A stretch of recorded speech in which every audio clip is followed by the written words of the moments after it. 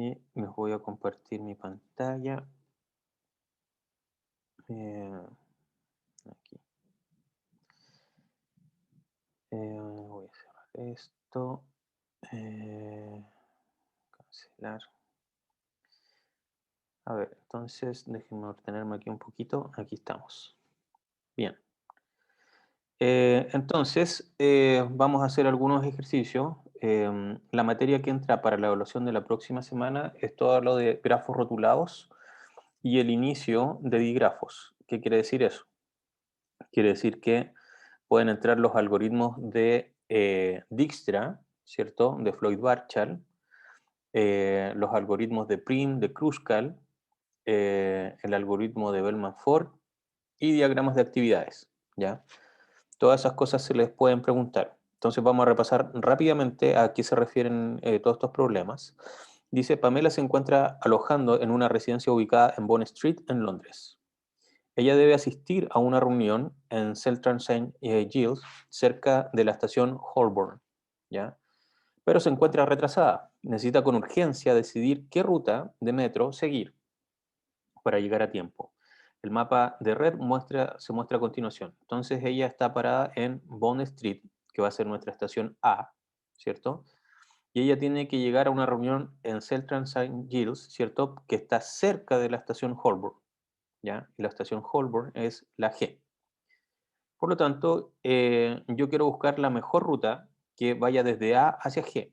Alguien podría decir, pero profe, tome ahí A, C, F y G y listo, llego al tiro. Pero quizás, dado que estos trayectos pueden ser más largos, quizás exista alguna combinación que me desvíe por acá abajo, por ejemplo, o que pase por aquí o haga otra cosa y mejore la situación. Es por ello entonces que en realidad la forma de solucionar esto es aplicando Dijkstra, ¿cierto? Porque quiero la mejor solución que vaya desde A hacia G, que podría devolverme, ir a C, devolverme a B, por ejemplo, luego ir a D, luego ir a F, G y finalmente G, ¿ya? Entonces, como yo no lo sé a priori, es necesario que yo calcule las mejores distancias desde A hacia cualquier otro nodo. Y eso es lo que hace el algoritmo de Dijkstra, ¿ya? Para ello, lo que vamos a hacer entonces es, me voy a parar en el nodo A, ¿cierto? Voy a decir que la distancia para él, para ese único nodo, es 0. Me preguntan de qué fue la clase que grabé el lunes. Fue de ejercicios para la evaluación que tienen este jueves. Estos ejercicios que vamos a ver hoy son para la evaluación del próximo jueves, dado que el próximo lunes también es feriado. Ok, sigamos. Entonces, lo que vamos a hacer en el algoritmo de Dijkstra, y lo que nos va a entregar el algoritmo de Dijkstra, es a partir de un nodo en particular, la distancia más corta en el grafo, ¿cierto? Voy a buscar el menor costo desde aquí hacia cualquier otro nodo dentro del grafo. Y para ello, entonces voy a ir haciendo búsqueda a lo ancho, ¿ya? Por ello, entonces tengo que ir sabiendo en qué orden voy a recorrer los nodos. Veamos cómo se soluciona entonces esto. Vamos a utilizar Dijkstra, como ya les dije, y aquí vamos a ir poniendo en negrita los nodos que vamos a ir descartando, ¿ya? ¿Qué significa que los descartamos? Es que ya no vamos a buscar mejores soluciones a partir de dicho nodo, ¿de acuerdo? Entonces, aquí yo voy a anotar en esta tabla, ¿cierto? Todos los vértices de mi grafo. Aquí voy a anotar el costo para llegar a dicho vértice, ¿cierto? Que siempre se inicializa con 0 para el nodo sobre el cual yo estoy buscando, e infinito para todos los demás nodos. También puedo anotar el camino o path, ¿cierto? En inglés, que es cómo llego hasta dicho nodo, ¿sí? Y entonces vamos a ir anotando en negrita cuáles son los que ya vamos a dejar de revisar. Si nos paramos entonces en A, aquí tengo una fotito, me paro en A, ¿cierto? Y voy a revisar a lo ancho, ¿cierto? Los nodos B y C, que son los únicos a los cuales puedo llegar en una primera iteración. Así que voy a actualizar que ahora el mejor camino desde A hacia C antes era infinito y como 45 es más pequeño que infinito, lo actualizo. Lo mismo para B.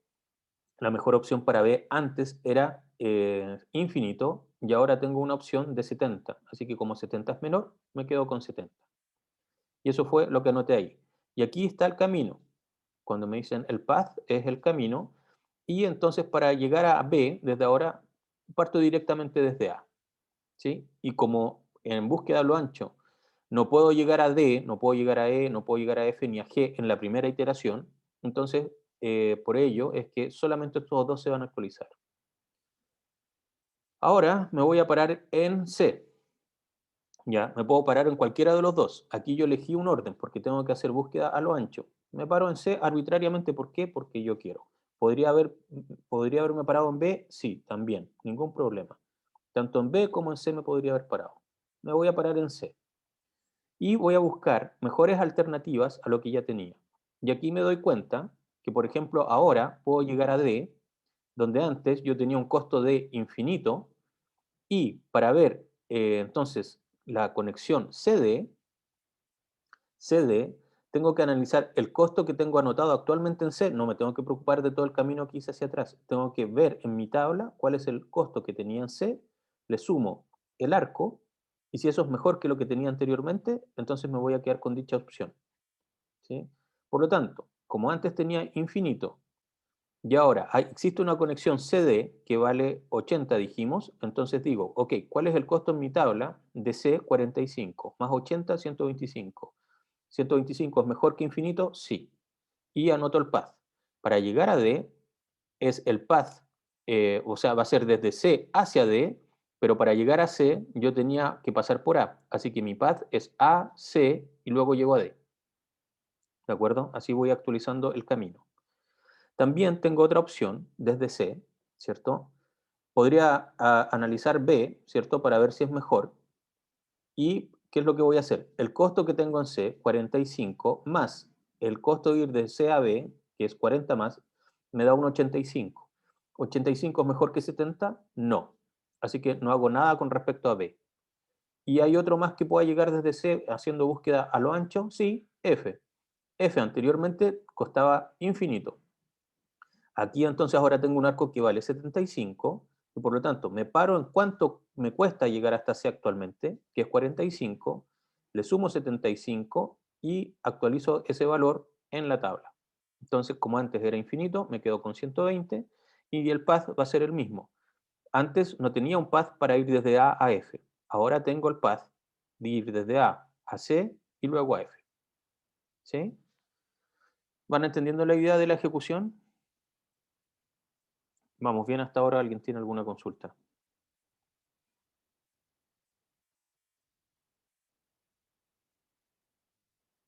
Ya, porque perfectamente nosotros le podemos pedir esto en un certamen. Haga todas las tablitas de una ejecución de Dijkstra, ¿de acuerdo? Entonces esto es lo que ustedes van a tener que hacer. Por eso es importante que lo entiendan ahora y que sepan cómo vamos haciendo en cada iteración cada una de las cosas. La idea es que ustedes nos demuestren que saben aplicar bien el algoritmo. Bien, ahora, como estoy haciendo búsqueda a lo ancho, ¿en qué nodo debería pararme?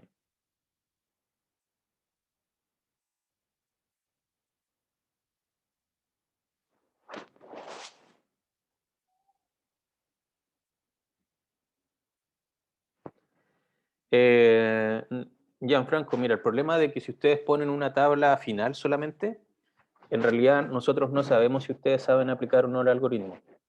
Además que esa tabla final sería binaria, es decir, o está bien, o sea, o tienen todo el puntaje o tienen cero. ¿Por qué?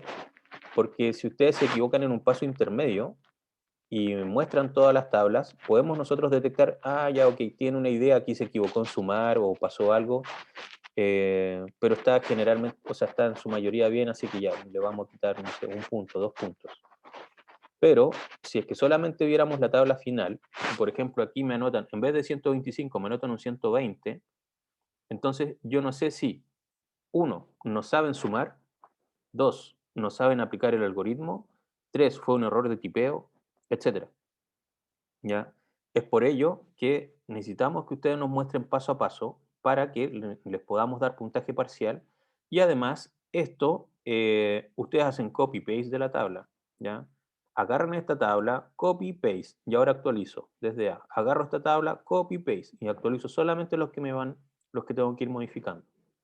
Se ve, Se ve como una tarea, ay, voy a tener que hacer 8000 tablas, pero es copy-paste todo el rato. Y van actualizando solamente desde el nodo que separan, ¿ya? Esto, si nosotros tuviésemos en modo presencial, pedirles esto a los alumnos presencial, eso sí que es complicado. ¿Por qué? Porque tienen que anotar cada una de las tablas a mano. Ustedes hacen copy-paste, ¿cierto? Así que es mucho más fácil. Bien, volvamos a la pregunta. ¿Cuál es el nodo que tengo que verificar ahora?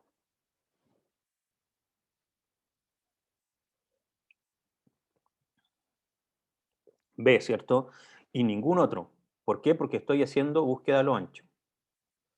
Me paro en B y no se puede mejorar nada, ¿cierto? A partir de B, creo. Claro, no se puede mejorar nada. Así que continúo.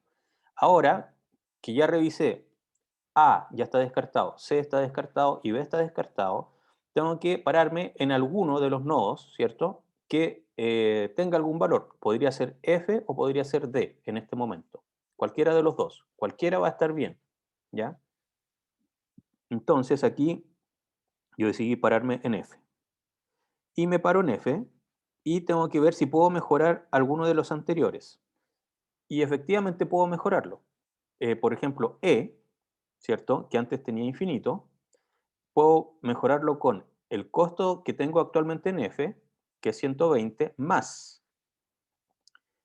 ir de F a E, ¿cierto? Ese era el nodo que estaba viendo, ¿cierto? Sí, de F a E, que tenía 120, más ir de F a E, que vale 70, que es por acá, ¿cierto? Ese 70. Así que eso me da 190. ¿190 es mejor que infinito? Sí.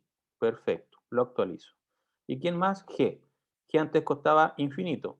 Y ahora, entonces me paro en F, 120, más el arco que va de F a G, vuelvo aquí, de F a G, que es 80, ¿cierto? Se lo sumo al 120 que ya tenía calculado. No tengo que ver por qué camino llegué a F. No, eso no me interesa. Eso está anotado ya en la tablita y yo sé que para llegar a F, por el path que ya tengo anotado, vale 120. Así que tengo 120 más 80, 200 y lo actualizo. ¿De acuerdo? Ahora, ¿qué tendría que hacer? ¿En qué nodos me podría parar?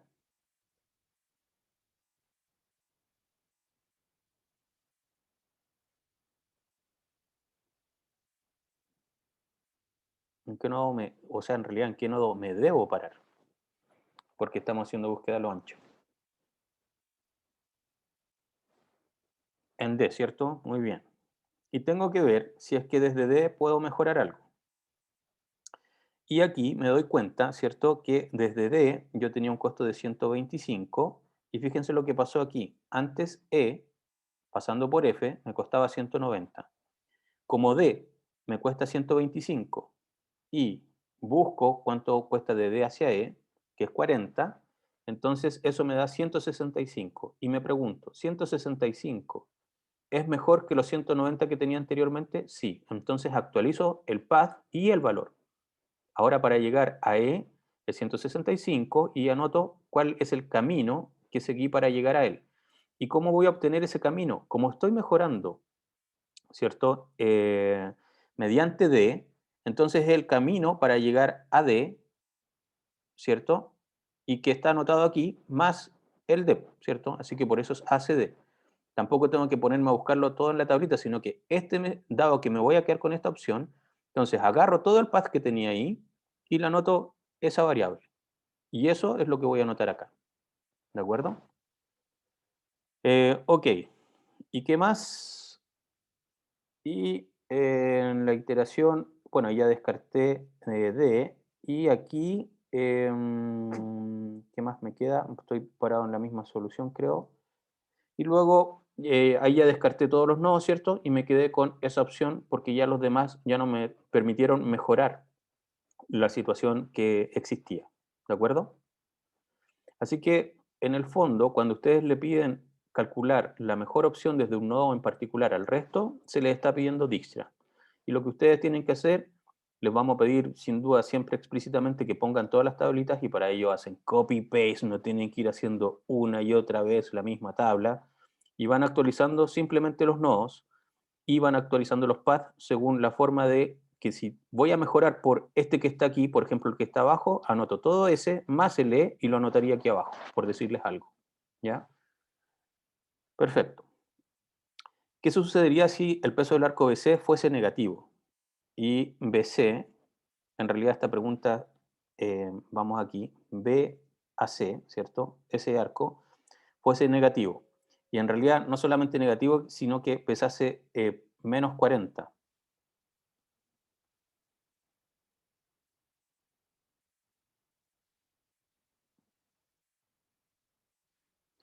Entonces aquí, en realidad, de hecho, no es tan así porque la pregunta es si existirían ciclos negativos o no. Y eso es lo que resuelve el problema de Bellman-Ford, ¿cierto? Si este fuese menos 40, entonces en realidad este ciclo no es negativo. No sé por qué quedó así en las diapositivas. Esto sería 5,75 y aquí abajo quedaría 65,80. Claro, no alcanza a haber un ciclo negativo. Pero la cosa es que Bellman-Ford en realidad se debería aplicar siempre sobre un digrafo, ¿ya? Es decir, un grafo que tiene flechitas, no tiene, los arcos son flechas y no solamente segmentos, ¿ya? Y eso es lo que tienen que hacer y para ello, en las diapositivas, yo les dejé propuesto un ejercicio en el cual había un arco que si le cambiábamos el valor, entonces ya nos iba a dar una tabla completamente distinta y en las diapositivas de la clase está dicho cuál es la solución, así que ahí tiene un ejercicio de Bellman-Ford para poder continuar ahora más rápido. Ok, suponga que la línea norte ha decidido cerrar todas sus estaciones ya que se encuentra en mantención por alerta de explosivo. Dado esto, las estaciones Tottenham Court Road y Leicester Square ya no están disponibles. Por ende, los tiempos de viaje a Holborn se actualizan a 115 desde Oxford Circus y 55 desde Piccadilly Circus. Obtenga los tiempos de viaje desde toda estación a cada una de las otras. ¿De acuerdo? Entonces, cuando nosotros les pedimos de que busquen la mejor opción entre todo par de nodos, lo que le estamos pidiendo es que apliquen Floyd-Warshall. ¿Ya? ¿Qué es lo que hacía Floyd-Warshall? Floyd-Warshall lo que hace es generar una tabla donde aquí pongo todos los nodos y aquí también. ¿De acuerdo? ¿Cómo se inicializa esta tabla? Primero que nada, es una matriz triangular superior, ¿ya? Significa que solamente voy a ir actualizando los de aquí porque es igual a su traspuesta, así que esto sería lo mismo, si anotase todos los números, aquí iría un 70, aquí iría un 45, un infinito, aquí iría un 40, 65, infinito, aquí iría un 80, 115 y aquí iría un 55. Entonces, como en realidad es como si este fuera un espejo, ¿para qué voy a estar anotando todo el rato dos veces la misma información que ya obtengo acá? Entonces, dado la información que nos dan aquí arriba, lo que tengo que hacer para generar Floyd-Warshall es generar una tabla donde tenga todos los nodos aquí y todos los nodos acá en el mismo orden, ¿sí? En la diagonal voy a poner puros ceros porque para ir de una estación a sí misma siempre voy a tener cero, dado que aquí no estamos trabajando con digrafos o grafos dirigidos aún. Así que siempre la distancia de un nodo a sí mismo va a ser cero. Y luego, para todos los arcos que existan, voy a poner su valor. Por ejemplo, esto está diciendo que entre A y B sí existe un arco, así que pongo el peso actual.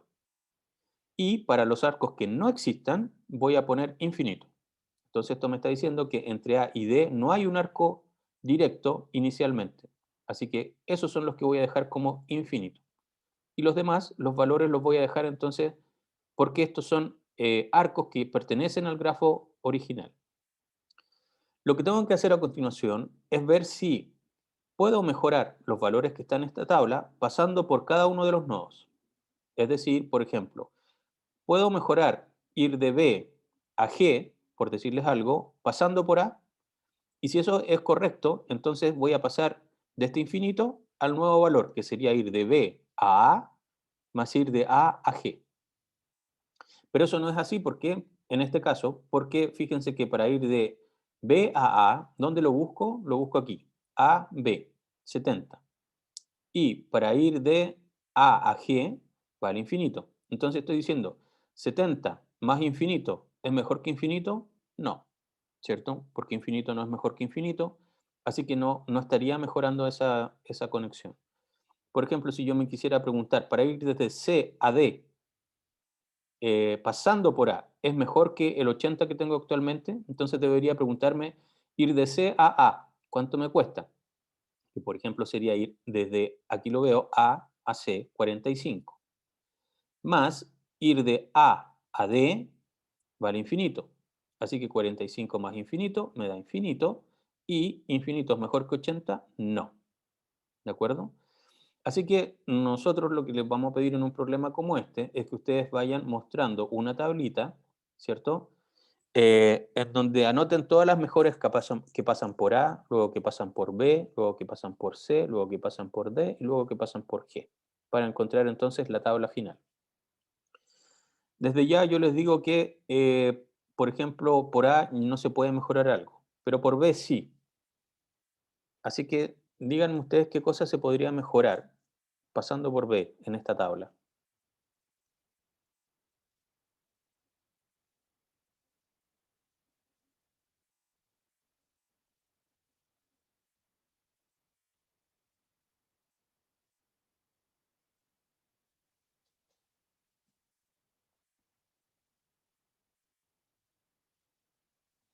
Lo que nos tenemos que preguntar entonces es que, por ejemplo, aquí, A D, ¿cierto? Actualmente vale infinito. Entonces me debo preguntar, ir de A hacia B más ir desde B hacia dedo, ¿es mejor que el infinito que tengo actualmente? Y la respuesta es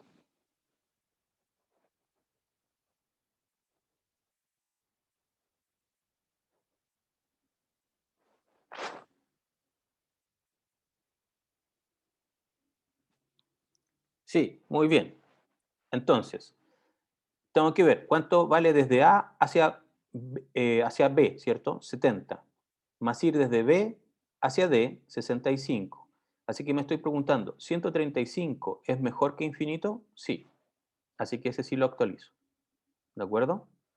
Y eso es lo que ustedes tienen que hacer para todas las conexiones posibles. Ir anotando, ok, para ir desde A hacia B, ¿lo puedo mejorar por B? Eso no tiene sentido porque ya tengo una conexión desde A hacia B. Pero debería preguntarme, para ir desde A hacia C, ¿puedo mejorarlo pasando por B? Y para ello tengo que ir desde A hacia B más ir desde B hacia C. Si eso es correcto, actualizo el valor en mi tabla. ¿De acuerdo? Así que ahí tengo mi matriz de costos y aquí tengo algunas iteraciones, ¿cierto? En donde, por ejemplo, aquí está el que ya les dije, pasando por B, mejoro la conexión a D, que antes era infinito, y ahora me quedaría en 135. En la tercera iteración, cuando intento mejorar pasando por C, hago todas estas mejoras que están aquí. En la iteración pasando por dedo, en la cuarta iteración, voy a mejorar ese 155 y fíjense que aquí, ese 155 yo lo lograba para ir desde B a G, que yo pasaba por C. Y ahora mejoro la situación pasando por D, ir desde B hacia D, y esto podría tener más nodos entre medio, porque quizás la conexión de B hacia D tiene más nodos que reflejan lo que está anotado en la tabla. Más ir desde D hacia G, y que también esta otra conexión podría tener varios nodos entre medio, que va a ser producto de las actualizaciones anteriores que yo hice en mi tabla. Así que si queda una actualización que es mejor, en realidad tengo que irme preocupando de los valores de la tabla y luego, si me piden, ir actualizando los paths. Si el valor entonces que obtengo mediante pasar por este nodo intermedio es mejor que lo que ya tenía anotado en la tabla, entonces lo actualizo. ¿Ya? Y en la iteración 5, pasando por G, no hay nuevas mejoras. ¿Ya? Así que finalmente así me quedaría mi tabla. Y aquí lo hicimos como resumen, simplemente anotando los paths, pero en general yo creo que a ustedes se les pediría ir anotando las tablas y los paths. Para anotar un path, entonces ustedes tienen que decir, ok, antes desde A hacia D me costaba infinito, y si lo puedo mejorar por B en la segunda iteración, entonces digo que ahora para ir de A a D estoy pasando por entre medio por B. Y eso me lleva a un 135 que sería mejor que el infinito. Entonces, al cabo de la iteración 2, ustedes deberían hacer copy-paste de la iteración 1, que no mejoró nada, y simplemente cambiar el AD, que va a ser AD, que era infinito aquí, ese pasa a ser un 125. ¿Ven que no es difícil? Lo único que tuvieron que hacer es hacer copy-paste y cambiar una sola componente. Y hay gente que dice, pero profe, son tantas tablas y etcétera. Oye, copy-paste, 2 segundos, y ese que era infinito ahora vale 125. Listo, se acabó el problema. Así que, claro, estos problemas se ven grandes, así como, uy, ¿cuánto se habrán demorado en hacer eso? 8 años, así. O el profe que es capo en látex, mira, lo hace así sin mirar, está anotando todo el rato. No, yo hago copy-paste, cambio una componente de mi matriz. Listo, 2 segundos. ¿Ya? Así lo tienen que resolver ustedes también. ¿Preguntas?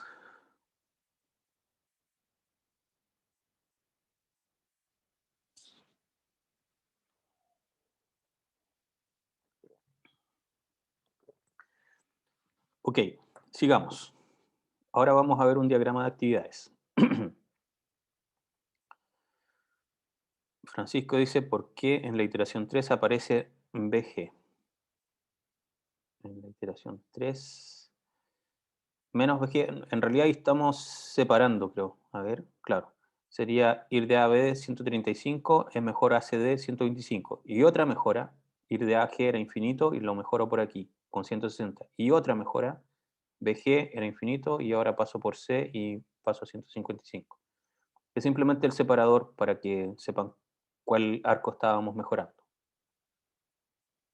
Y no es que a 160 le reste BG. En realidad, para ser más claro, podría haber anotado esto en una línea, esto en otra línea, esto que está aquí, desde aquí hacia acá, en otra línea. Ok, sigamos. Dice, el siguiente cuadro muestra un proyecto mediante una lista de actividades, sus requisitos y duración. La actividad H tiene una duración desconocida, alfa. Preguntas, ¿qué valor de alfa haría que H no fuese una actividad crítica? B, determine la holgura de E en función de alfa. ¿Ya? Entonces ahora, antes nosotros, cuando vimos en clase esto, teníamos una tablita en donde no habían variables. Conocíamos la duración de cada una de las actividades. Aquí hay una actividad dentro de un proyecto para la cual nosotros no conocemos a priori cuánto va a durar. Podría ser infinito o podría ser 1, ¿ya? Puede ser cualquier valor. Otra cosa que tenemos aquí y que va a surgir es cómo hacer actividades fantasmas. ¿Qué significan las actividades fantasmas? Bueno, hay proyectos en los cuales, por ejemplo, tienen como requisito, por ejemplo, una actividad podría requerir tanto de B como de C, ¿de acuerdo? Y otra actividad que requiera solamente de B, ¿sí? Y como solamente requiere de B, entonces fíjense que en mi grafo tendría que a un nodo venir una flechita que venga desde lo que requería B y otra desde lo que requería C, y otro nodo solamente con B. Y eso no se puede realizar. Entonces, veamos cómo sería el digrafo de esta actividad. Fíjense que, por ejemplo, aquí A y B no tienen requisitos. Así que yo pongo mi nodo inicial y recordemos que en los arcos que ahora tienen flechas, yo voy a ir poniendo la actividad y su duración. Así que aquí A,5, que son estas dos cosas que aparecen aquí y que vienen dadas. B,3, etcétera. Como no hay ningún nodo, perdón, como no hay ninguna actividad que requiera de A y de B al mismo tiempo, fíjense aquí abajo, no hay nadie que requiera de A y de B al mismo tiempo, entonces estos van a ir a nodos distintos, ¿ya? Por eso genero nodo 2, nodo 3. Luego avanzo. C requiere de A, así que C debería salir desde 2 hacia cualquier otra dirección, todavía no sé hacia dónde, ¿ya? Pero me doy cuenta que existe una actividad D que requiere tanto de B como de C. Es por ello que antes que, por ejemplo, yo podría haber puesto, ok, salgo del 2 y voy al 5 y eso va a ser mi actividad C. ¿Por qué? Porque C requiere de A solamente. Así que me voy hacia acá y estoy cumpliendo con las restricciones del problema. Hasta ese momento, yo todavía no sigo leyendo la tablita. Pero luego me doy cuenta que existe una actividad, ¿cierto?, que requiere de estas otras dos. Y B, yo ya lo había puesto aquí abajo, ¿cierto? Entonces ahora C no puede ir al nodo 5 ni a cualquier otro nodo, sino que necesito que se pare en el mismo nodo al cual llega B. ¿De acuerdo? Entonces, dado eso, yo genero una flecha que va desde el nodo 2 hacia el nodo 3. ¿Y cuál es la gracia que lleguen estas flechas hacia acá? Es que ahora las actividades que salgan de 3 son las que van a poder salir siempre y cuando ya se haya cumplido tanto, o sea, todas las que llegan a este nodo, que sería B y C, que es justamente lo que necesito imponer como restricción. Luego tengo el nodo E. El nodo E requiere solamente de A y veo que busco aquí en la tablita y veo, mira, hay solamente un nodo que requiere de E, así que lo más seguro es que pueda tirarla a un nuevo nodo. Creo un nuevo nodo, ¿cierto? Lo tiro hacia allá y ahí anoto E,6. Sigamos. Esto podría cambiar, después ustedes podrían darse cuenta, chuta, no, en realidad había otra actividad que necesitaba de E y de otra cosa, entonces este lo voy a, por ejemplo, el 5 lo voy a tener que unir con el 4, y ahí que lo que ustedes hacen, borran, porque naturalmente lo que deberían hacer para un problema como este es primero resolverlo en una hoja y luego lo traspasan a LaTeX, una vez que ya tengan el digrafo establecido y que ustedes están seguros que cumplen con todas las restricciones de la tabla, ¿ya? Entonces, sigo avanzando. F. Me doy cuenta que F requiere de un nodo D, de la actividad D. Así que me paro y D yo lo había tirado a este nodo 4, ¿cierto? Y lo que voy a decir entonces, ok, como F necesita de D, lo voy a tirar hacia allá, hacia un nodo 7. Me paro en G. G me doy cuenta que necesita de E solamente, así que me paro en el nodo donde estaba E y lo podría tirar a un nodo 8, por ejemplo, por decirles algo, ¿ya? Aquí nos vamos a ir dando cuenta de algunas cosas. El G lo podría haber tirado a un nodo 8, que lo vamos a dejar aquí arriba por ahora. El F lo tiró a un nodo 7, que lo vamos a dejar aquí por ahora, ¿ya? Y luego, ¿qué ocurre? Tengo que H, ¿cierto? Requiere de D, ¿sí? ¿Y cuál es el problema? Que yo no puedo tener aquí un arco que vaya de 4 hacia 7 y otro arco que vaya de 4 hacia 7 también, ¿cierto? Con el mismo, o sea, el mismo valor. Eso no tiene sentido porque no me voy a poder calcular bien la holgura. Entonces, esto es una de las cosas que hace que, em, ¿cómo se llama? Que requiera de otro nodo más. De hecho, yo podría haber puesto un nodo que salga de 4 y que vaya a un nodo 9, ¿cierto? Entonces tendría por aquí arriba uno que va al nodo 8, que sería el G, este F que va al nodo 7, y este desde el 4 hacia un nodo 9, que sería el H. Pero luego ya no hay más actividades. Se acabó el problema. Entonces todos los nodos que me quedaron sueltos, el 8, el 7 y el 9, en realidad corresponden a la actividad final, o en realidad el nodo final de mi grafo. Así que esos tres los tengo que unir, pero ahí me doy cuenta que del nodo 4 hacia el 7 me quedarían dos actividades y eso no puede ocurrir. Es decir, estaría anotando el F y también desde el 4 al 7 con la misma dirección el H. Así que es por ello que yo me invento un nodo auxiliar, ¿cierto? Con una capacidad, con una duración cero, y esto yo lo puedo hacer siempre, lo invento con un tiempo cero, y con eso voy a poder calcular las holguras correctamente. ¿Ya? ¿Se entendió la idea?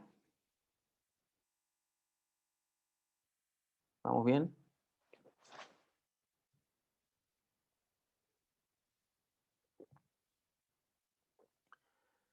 Bien, continuamos entonces.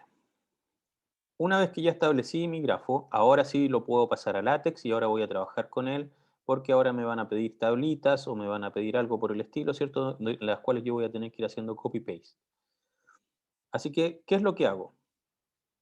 Tenemos que calcular el E de X primero. en donde para hacer ese cálculo yo me paro en el primer nodo, ¿cierto? Y el E del primer nodo siempre va a ser cero. Luego, me tengo que parar en los distintos nodos, ¿cierto? E ir viendo cuál es el máximo para llegar a ese nodo. Entonces yo me paro en el nodo 2 y digo, ¿quiénes llegan hacia mí? Solamente uno. Así que voy a anotar el único que tengo, que por supuesto va a ser el máximo, que sería 0 más 5. Así que 5. Y ahí me anoté yo. El nodo 3 ahora, para calcular el E del nodo 3, tengo que buscar el máximo de todas las flechitas que llegan hacia mí. Y entonces, de las flechitas que llegan hacia mí, tendría que quedarme con el máximo entre 3 y 4 más el costo que tiene el nodo 2, que es 5. Como es 9, digo 9 es el mayor entre 9 y 3, correcto. Así que anoto el 9. Para el nodo 4, ¿cierto? Tengo que ver todas las flechitas que llegan hacia mí. Y yo sé que este costo es 9, no es 3, lo acabo de decir, es 9. 9 más 1, 10. Así que me anoto yo con un 10.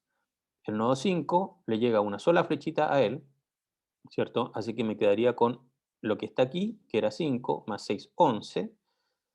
El nodo 6, me tengo que quedar entonces ahora con lo que había aquí, más este 0, 10. Así que fíjense que por ahora el 4 y el 6 valen lo mismo. Y ahora viene la gran pregunta, el nodo 7. El nodo 7, yo tendría que quedarme con el más grande entre todos los que llegan a mí. Veamos por aquí. El nodo 5 sería 11 más 5, 16, ¿cierto? El nodo 4, voy al nodo 4, 10. 10 más 3, 13. Como 16 ya es mayor que 13, no voy a anotar aquí el 13. No tiene sentido, ¿cierto? Si yo ya sé que el 16 va ganando. Y por último, pararme en el nodo 6, que vale 10, más alfa. Como alfa es variable, entonces ese sí lo tengo que anotar. Así que el E del nodo 7 va a ser el máximo entre los que conozco, ¿cierto? Que sería el 16, el 13 no tengo para qué anotarlo. No está mal si lo anotan, pero en realidad, si ya sabemos que el 16 es mayor que el 13, ¿para qué lo anotamos?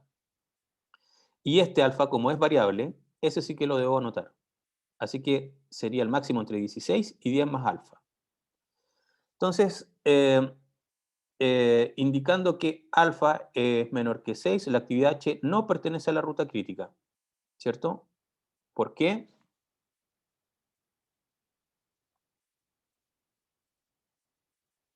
¿Por qué puedo indicar eso? Si alfa es menor que 6, H no pertenece a la ruta crítica.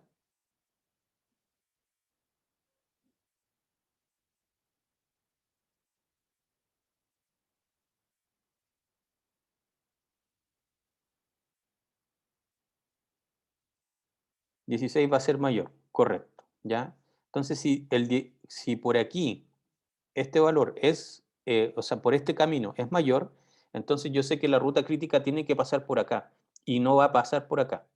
¿Y por qué es menor estricto?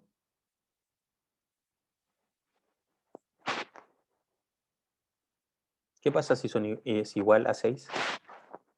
¿Por qué ahí no lo puedo descartar?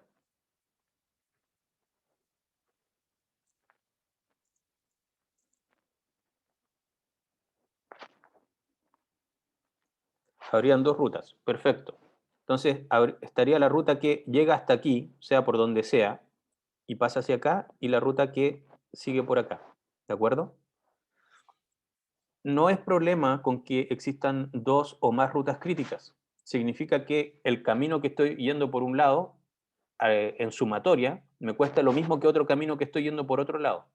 Por lo tanto, cualquiera de esas actividades se retrase, me va a retrasar el proyecto. Ese es el concepto que existe como ruta crítica. ¿Ya? Por ejemplo, si tuviera dos nodos nomás, o tres nodos, por ejemplo, desde el nodo 1 al 7 vale 8, y otro camino que vaya del nodo 1 al 2 que vale 3, y del 3 al 7 que vale 5. Entonces, directo vale 8, y aquí 3 más 5 vale 8. Entonces, naturalmente que voy a tener dos rutas críticas porque sumando los costos me da lo mismo. Y es verdad que cualquiera de las actividades que se retrase me va a retrasar todo el proyecto, ya sea por el camino de arriba o por el camino de abajo que está pasando por un nodo intermedio. ¿De acuerdo? Así que por eso el caso igual ¿cierto? Haría que H sí también pertenezca a la ruta crítica, porque si H se retrasa, aunque F siga costando 16, perdón, hasta que el F, o sea, este camino siga costando 16, si H se retrasa, me va a retrasar igual todo el proyecto. ¿De acuerdo? Finalmente, para calcular la holgura de la actividad E, necesitamos calcular el F del 2,5. Entonces, debería calcular el F que llega hacia acá y ahí me voy buscando el mínimo, ¿cierto? Y de aquí hacia acá busco el mínimo y como es un solo camino, no necesito calcular todos los demás arcos, ¿ya? Solamente me están pidiendo la holgura de la actividad E. Una vez que calculé el F, que sería el valor que está aquí, em, le resto los 5, ¿cierto? Y después le resto 6, 11, entonces me quedaría con el L menos el E del 2, el L del 5 menos el E del 2, menos el peso entre ellos dos. Y por lo tanto, tengo que entonces calcular la fórmula, porque yo no conozco cuánto vale alfa. Así que sería el máximo entre estos dos, menos 5, menos 6, ¿cierto? Perdón, menos 5 nomás, porque tengo que calcular el L hasta aquí. Así que me quedaría con 16 menos 5, 11, y 5 más alfa, porque le resté 5, ¿cierto? Por lo que la holgura de E es el F entre los nodos 2,5 y va a ser el máximo entre 11 y 5 más alfa menos el 11. ¿Por qué ese 11? Porque yo ya lo conocía, que es el E de el, perdón, eso viene del peso, ¿cierto? De la unión y del E del 2, ¿cierto? Vamos al E del 2, sería 5, ese numerito vale 5, y el W de 2 a 5 es 6. Así que menos 5 y menos 6, ahí nace ese menos 11. Y este máximo entre 11 y 5 más alfa viene dado porque aquí yo tengo que saber cuánto vale la función L de este número. Y en la función L de ese número es eso que está ahí. Entonces la función L de 5 va a ser, como hay un solo camino, a esto restarle el peso que aparece aquí, 5. Así que por eso me quedaría que el L de 5 va a ser el máximo entre 11 y 5 más alfa. ¿Estamos bien?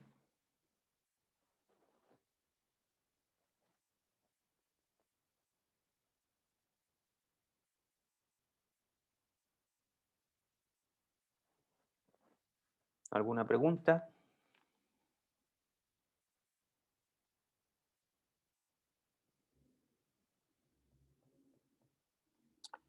Lo importante de este ejercicio que les mostré es que ustedes pueden agregar em, arcos imaginarios, por así decirlo, para crear nodos, ¿cierto? Que les permitan establecer correctamente el digrafo que establece este diagrama de actividades, ¿ya? Hay otras razones por las cuales a veces voy a necesitar generar estas actividades de costo cero, que son imaginarias, que no vienen dadas en mi tablita original, ¿de acuerdo?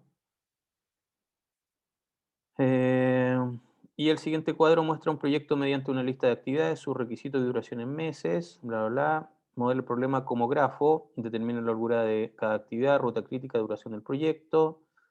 Suponga que una vez iniciado el proyecto por problemas externos, la duración estimada de la actividad E cambia y la nueva duración de dicha actividad es de 5 meses. Bueno, yo les he dicho que esto da lo mismo la unidad que sea, podrían ser segundos, minutos, días, es una unidad de tiempo. Explique qué ocurre con la duración óptima total del proyecto y con la ruta crítica. Bueno, ese problema está en realidad propuesto. Bien, ¿alguien tiene alguna duda hasta acá?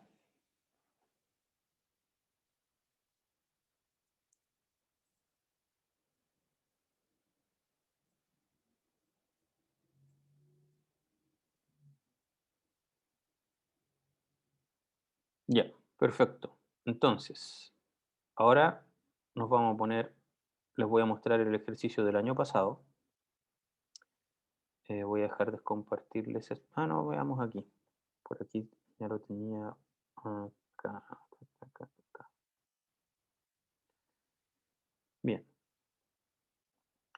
Entonces, esta es la pregunta que tuvieron el año pasado, que también fue en la misma modalidad online.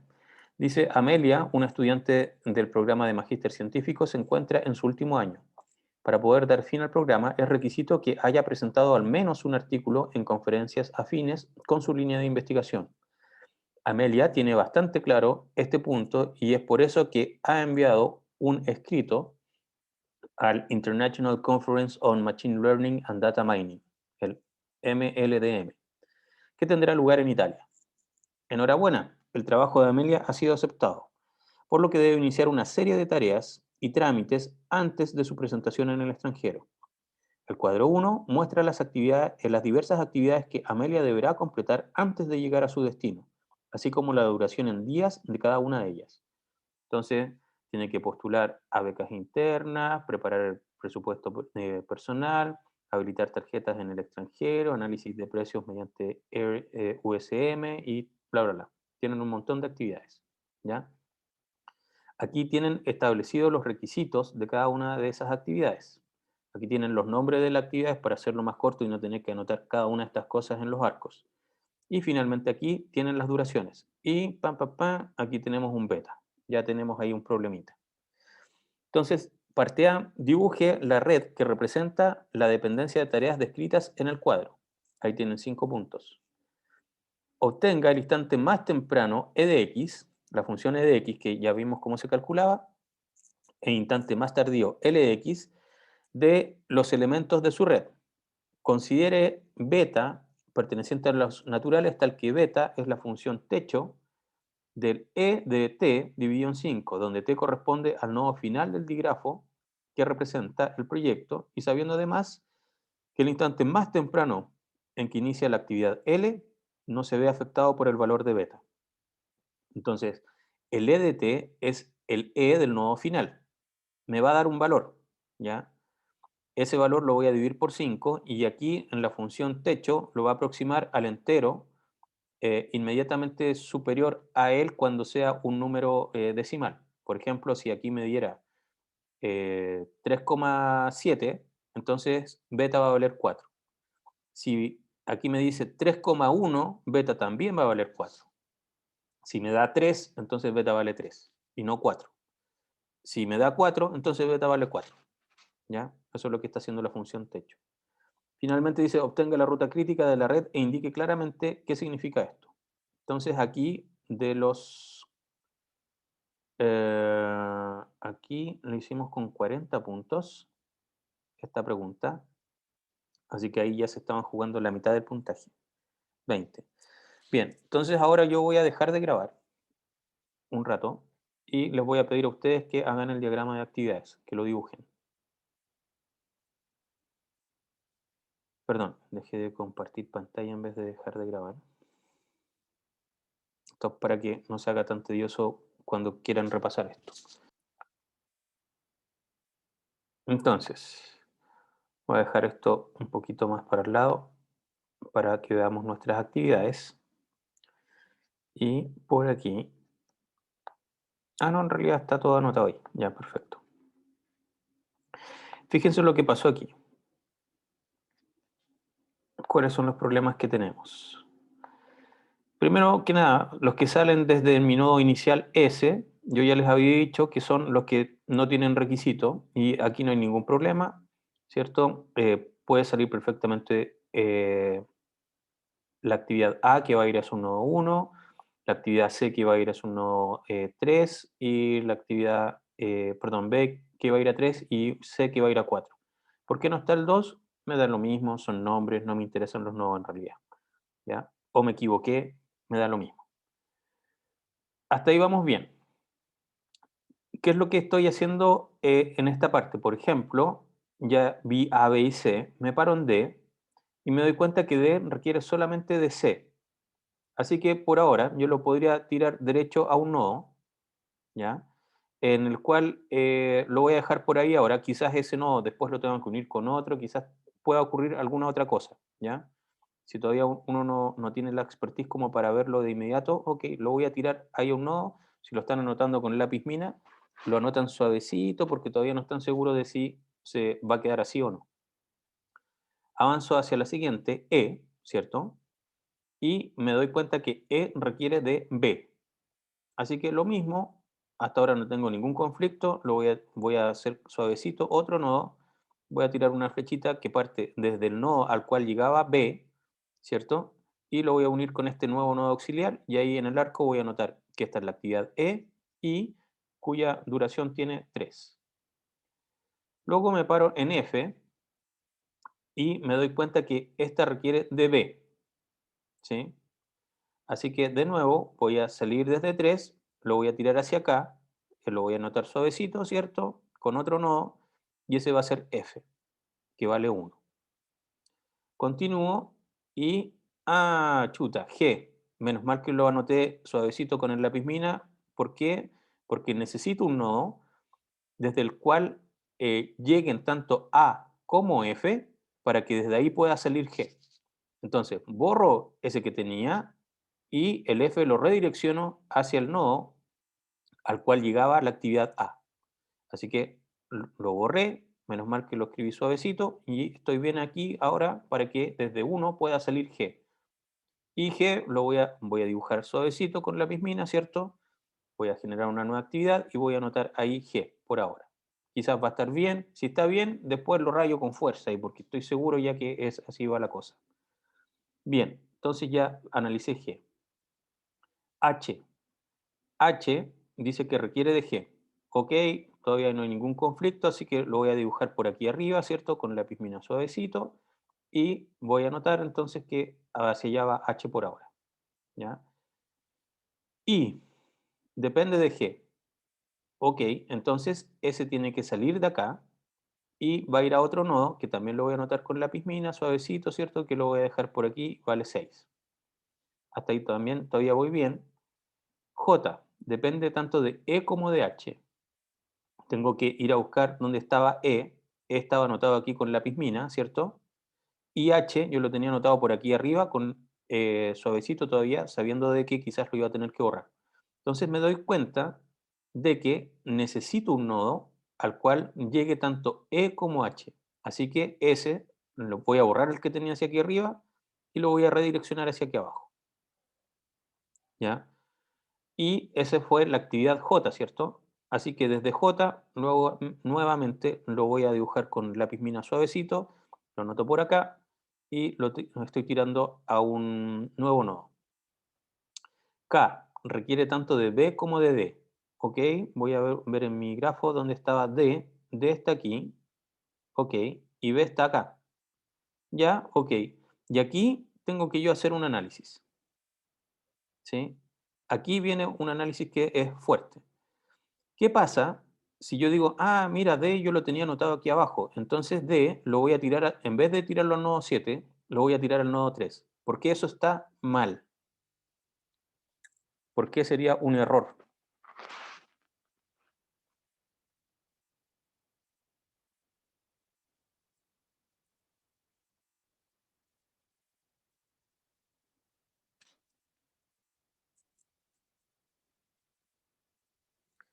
Porque le sumaría D a F y E.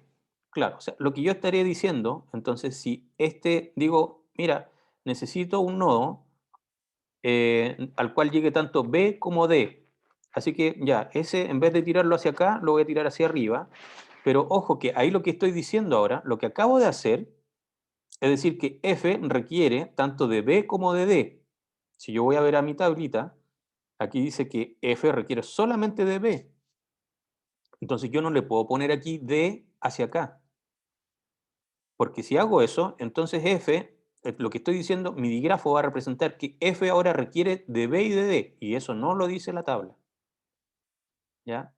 Es por ello entonces que voy a necesitar esta, que yo ya tenía dibujado aquí con lápiz mina, ¿cierto? Bien suavecito.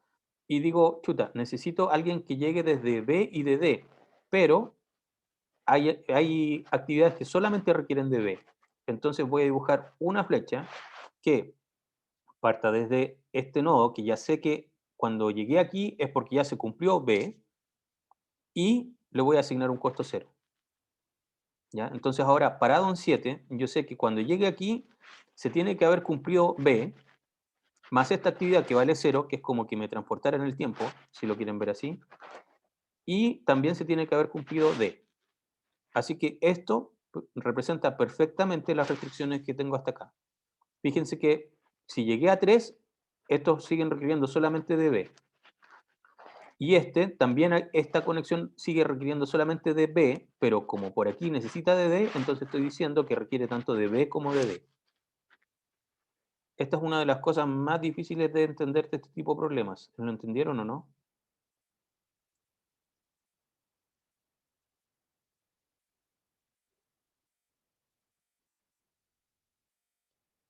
¿Estamos ok?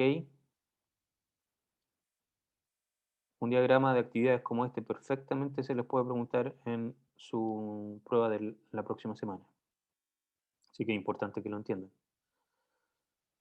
¿Por qué tuve entonces que hacer esta conexión artificial? Porque hay una actividad que es la actividad K, que me está diciendo que requiere tanto de B como de D, pero fíjense, si yo miro la tablita por sí sola, ahí arriba también hay cosas que requieren solamente de B. Ahí yo ya tengo una pista inmediata, ya, voy a necesitar o sea, una conexión artificial. ¿Por qué? Porque hay cosas que requieren de dos actividades y hay otras cosas que requieren de una sola de ellas. Así que si pusiera la conexión de 4 a 3 con D, pasa lo que ya les dije, que estaría añadiéndole restricciones a actividades que en realidad no las tienen. Así que la única forma que me queda es hacer con estas cosas que están aquí. Ok, voy hasta acá, ¿cierto? ¿Y alguien me puede explicar entonces ahora, bajo ese concepto, por qué necesito agregar la conexión 9.8 también con 0? ¿Cuál es la razón por la cual debo agregar la otra flecha roja que va de 9 a 8 con Z0?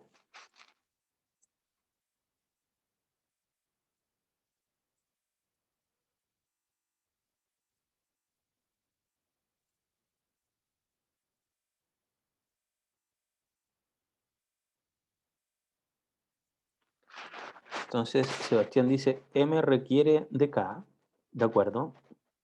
Y L requiere de K, ¿ya? Entonces,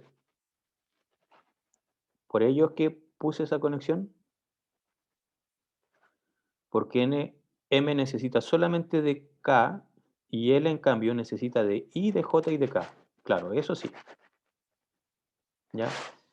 Ojo ahí, Sebastián, que si tú, la razón por la cual dices que necesito esta conexión auxiliar, que es que M requiere de K y L requiere de K, entonces yo podría haber puesto aquí otro nodo auxiliar, ¿cierto? Así como lo hicimos en el ejercicio que estaba en las diapositivas, que valía 0, y desde aquí sale L hacia T. Y se acabó. Pero en realidad no es solamente eso, sino que es porque existe una actividad que requiere de tres cosas, una de las cuales es K, y existe otra actividad que requiere solamente de K. ¿De acuerdo? Así que esa es la verdadera explicación de por qué necesito generar esta conexión. Finalmente, desde 9 yo podría tener, y ojo con esto, que también es un error súper común, los diagramas de actividades pueden tener un y solo un nodo final, ¿ya? Siempre pueden tener un y solo un nodo final. Hay gente que le encanta, pero ama hacer esto. Desde 9 me voy al nodo 10 con M de 2, hoy me vale 2, y desde el 8 me voy al nodo 11 con L de 3. ¿Ya? Entonces aquí dejé un final, el nodo 11, y aquí dejé otro final, el nodo 10. Todos los nodos que sean finales, si los quieren anotar así, si lo anotaron con lápiz mina súper suavecito, todos los finales los deberían unir en uno solo, porque ahí se acaba el proyecto. ¿Ya? Entonces tienen que tener cuidado con eso. No vayan a anotar, por favor, dos nodos finales. Eh, Ahí hay una pregunta, eso le iba a preguntar antes, si se podía poner otro nodo final que tenga valor de 0. Así como que de aquí salga alguien que vale 0, pero desde este nodo tiene que haber alguna actividad, por algo estoy anotando este que vale 0, que vaya también hacia t, porque tiene que existir un solo final. ¿Ya? Por ejemplo, si hubiesen dos actividades que requieren de k, entonces tenemos la actividad M y supongamos que N también requiere de K. Entonces ahí yo debería hacer desde 9 hacia el nodo 10 una actividad fantasma que vale 0, W0, y desde aquí N se conecta hacia T con lo que cueste. ¿De acuerdo? Y la razón para hacer eso sería porque hay dos actividades que requieren de K y la justificación para ello es tal y como lo vimos en las diapositivas eh, del diagrama de, o sea, que estaban en lo que vimos anteriormente. Sí, la anterior, claro. Ok, preguntas.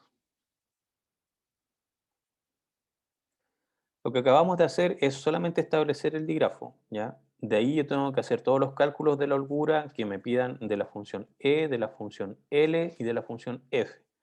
También tengo que manejarme con las holguras en función de beta, que en las diapositivas anteriores vimos cómo tengo que ir buscando, ir moviéndose beta el máximo entre bla, bla, bla y bla, bla, bla, ir reduciendo las opciones hasta que encuentre la configuración que me piden en particular, la actividad que me piden en particular. Otras dos cosas que no alcanzamos a ver hoy día en clase, dado el tiempo, son los algoritmos de Prim y de Kruskal, ¿ya? Los algoritmos de Prim y de Kruskal lo que hacían era encontrar el árbol recubridor en una red, ¿sí? Eso también es perfectamente preguntable. Lo dejé afuera por tiempo porque son algoritmos que son más fáciles de entender. También es necesario que los estudien, perfectamente se les puede hacer una pregunta. Y también tienen que entender bien los algoritmos. Eh, no creo que lo hagamos así, pero perfectamente es factible que se les pida el pseudocódigo de uno de los algoritmos, ¿ya? Así que tienen que entender bien los algoritmos, tienen que estudiarlos, tienen que analizarlos. Quizás les vamos a pedir solamente aplicar, pero también podríamos pedirles, o sea, solamente, no sé, haga una implementación de Kruskal, por decirles algo. No quiere decir que va a hacer eso, le estoy diciendo que todo eso se puede preguntar perfectamente.